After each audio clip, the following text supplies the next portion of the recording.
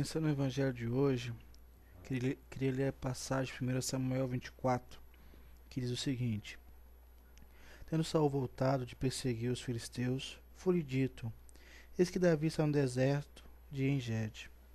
Tomou então Saul 3.000 homens escolhidos dentre todo o Israel, e foi ao encalço de Davi e dos seus homens, nas faltas das penhas e das cabras monteiras. Chegou a uns currais de ovelhas no caminho, onde havia uma caverna. Entrou nela Saul a aliviar o ventre. Ora, Davi e seus homens estavam assentados no mais interior da mesma.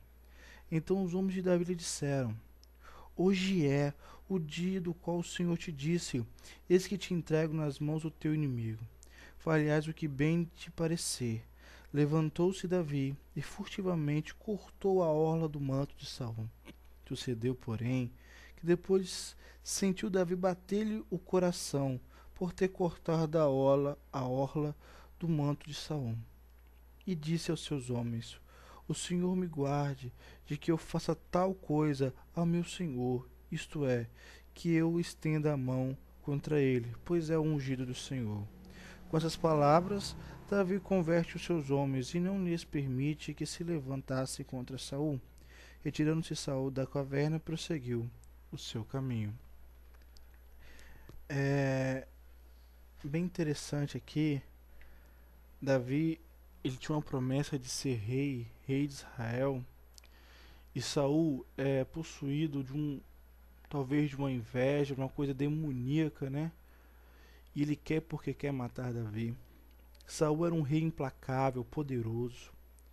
Você vê aqui que Saul voltando de perseguir os filisteus, foi-lhe dito: olha, Davi está no deserto. O que Saul faz na mesma hora? Escolhe 3.000 homens. Não eram quaisquer. Ele escolhe 3.000 homens de Israel e vai atrás de Davi. Saul queria porque queria matar Davi, destruir Davi, né? E Davi vivia essa vida de perseguição. Porém, Davi tinha uma promessa que ele iria ser rei. Ele até tinha sido ungido por Samuel. E olha a contradição, né? Como assim uma pessoa que é ungida para ser rei, olha o sofrimento que ela passa, né? Davi era uma pessoa que ela constantemente estava em alerta, constantemente estava preocupado com sua vida, não podia ficar apenas em um lugar. Eu acho que são poucas as pessoas que sabem sentiram o que Davi sentia aqui nesta época. Que perseguição, gente, que sofrimento. Não poderia confiar em ninguém, não podia ficar no lugar muito tempo, sempre fugindo, sempre olhando para trás, né, sempre preocupado com alguma coisa. Mas Davi sempre confiou no Senhor. Eu queria falar sobre isso hoje. Porque olha só o que acontece, Davi naquela luta ali, naquela vida de perseguido de que ele vivia, mesmo com a promessa, ele era perseguido. A promessa não lhe livrou de problemas, pelo contrário, eu acho que a promessa lhe trouxe problemas, é uma coisa que deve se pensar aí. Mas olha só, Saul entra na caverna aliviar o ventre. E os homens de Davi falam algo muito interessante. Falam: Davi, hoje eu digo que o Senhor te disse que ia te entregar ao teu inimigo, cara. Vamos lá, vamos matar Saul e vamos acabar com essa vida de sofrimento, vamos acabar com essa vida de perseguição. Você vai se tornar rei. E por alguns instantes, Davi foi com essa ideia e cortou a orla do manto de Saul. Mas depois aquilo pesou-lhe o coração. E ele disse: ai, eu não vou tocar no ungido do Senhor. Eu queria falar sobre isso, sobre o Evangelho, a confiança em Deus. Davi não vivia uma vida fácil, não vivia uma vida de príncipe, pelo contrário, vivia uma vida de fugitivo, de perseguido, de sofrimento. Falar que Davi é perseguido aqui é muito fácil, mas viver o que Davi vivia, o medo, né? Aquela coisa que está o tempo todo pensando pela sua vida. Mas Davi era uma pessoa que não perdeu a confiança em Deus. Davi continuava sensível à voz de Deus. Davi, ele tinha a oportunidade em suas mãos de acabar com o seu sofrimento. Mas Davi não quis fazer isso. Porque Davi confiava no plano de Deus.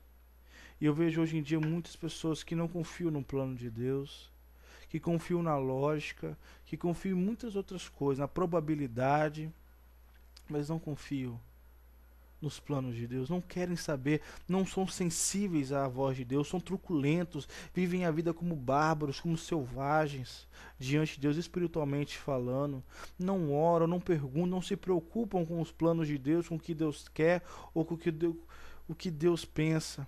Eles simplesmente vivem e vão resolvendo com suas forças, com seu intelecto.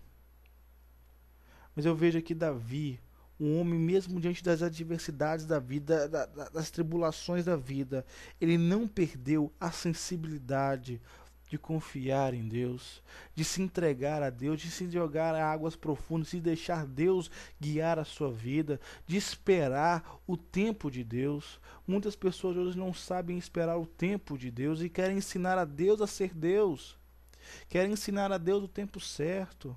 Mas Davi aqui não queria ensinar nada a Deus, ele simplesmente aceitou o plano de Deus. Davi falou, não, não é hoje. Davi conseguiu sentir, ele conseguiu perceber. Não, não é hoje o dia. Não é. Eu tenho a oportunidade de acabar, mas não é hoje o meu dia. Não é hoje o dia que Deus me deu na minha mão os meus inimigos. Não é hoje. E eu vejo que muitas vezes nós perdemos essa sensibilidade diante de Deus.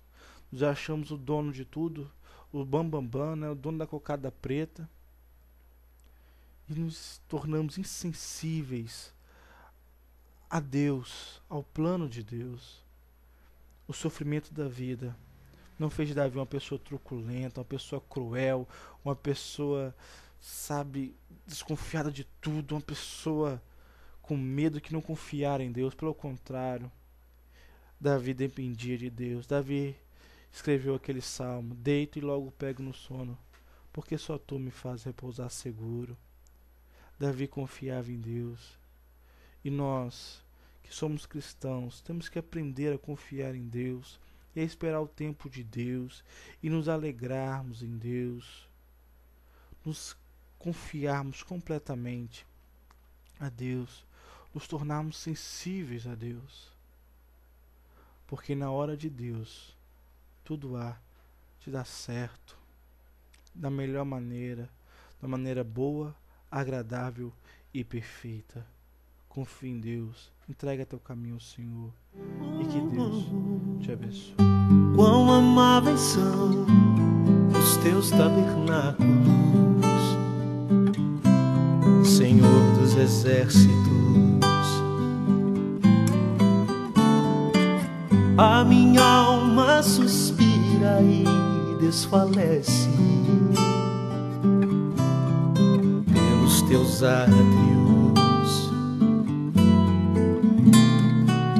O pardal encontrou casa, a andorinha ninho para si.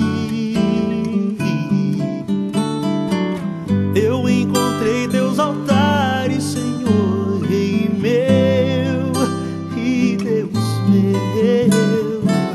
Eu encontrei teus altares, Senhor, Rei meu e Deus meu.